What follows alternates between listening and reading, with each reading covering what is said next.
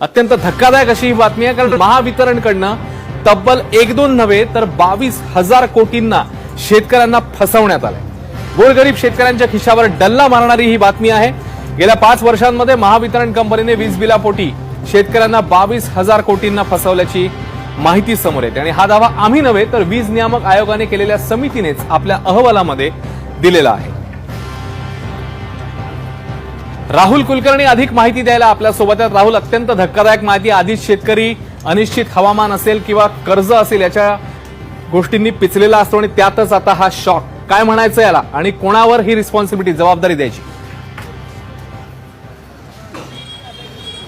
आणि हा शॉक नाहीये तर ही फसवणूक आहे की अशा माणसाकडून, अशा राज्यकर्त्याकडून झालेली की जे महाराष्ट्राच्या स्थापनेपासून सातत्यानं असं म्हणतात की आम्ही शेतकऱ्याचे पुत्र आहोत, किंवा जे नाहीयेत त्यांनी सुद्धा म्हटलंय की आम्ही शेतकऱ्यांच्या हिताचं धोरण राबतोय। घटना अशी घडलेली आहे, म्हणजे हे सगळं कसं घडलंय तर IIT पवई आणि MERC म्हणजे जे स्वतंत्र नियामक मंडळ आहे ह्यांनी 2 स्वतंत्रपणे अहवाल घेतलेत। हे अहवाल केव्हा आले, जेव्हा ABP माझानी 2017 साली असं दाखवलं की राज्यातले जे 44 लाख शेतकरी आहेत ह्या 44 लाख शेतकऱ्यांसाठीची जी कृषी पंप आहे त्या कृषी पंपांसाठी म्हणून जी वीज दिली जाते ती प्रत्यक्षात ते शेतकरी वापरतच नाहीत। म्हणजे समजा एखादा एक शेतकरी आहे, त्या शेतकऱ्याच्या शेतामध्ये एक कृषी पंप आहे आणि त्याला 500 युनिट अशी महिन्यावारी लागणारी वीज आहे, पण तो 500 युनिट वीज वापरत नसताना सुद्धा त्याचं 3 HP जर मोटर असेल तर त्याला 5 HP, 5 HP असेल तर 7.5 HP, 7.5 HP असेल तर 10 HP, असं थ्रू आउट महाराष्ट्रामध्ये शेतकऱ्यांना त्यांनी वीज न वापरलेली असताना सुद्धा त्यांनी वीज वापरली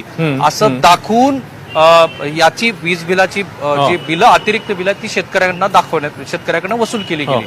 आणि हा आकडा 2014 ते 2019 पर्यंतचा 22,000 कोटी रुपये आहे असं MERCच्या अहवालात आलंय। आणि ज्याला क्रॉस सबसिडी आपण म्हणतो, म्हणजे शेतकऱ्यांनी वीज वापरली म्हणून सरकार त्याची भरपाई करून देतं।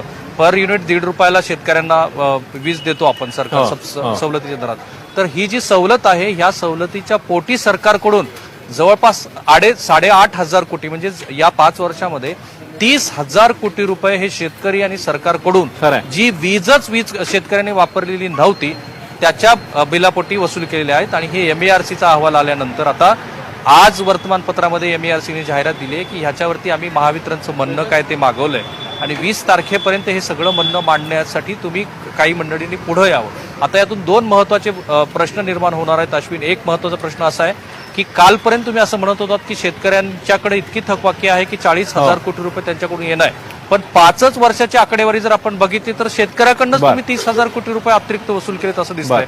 याचा अर्थ असा की शेतकऱ्यांनी थकबाकी भरायची का शेतकऱ्यांना तुम्ही थकबाकी द्यायचा, असा आता प्रश्न इथून निर्माण झालेला। नक्कीच राहुल, अत्यंत धक्कादायक अशी ही बातमी आहे आणि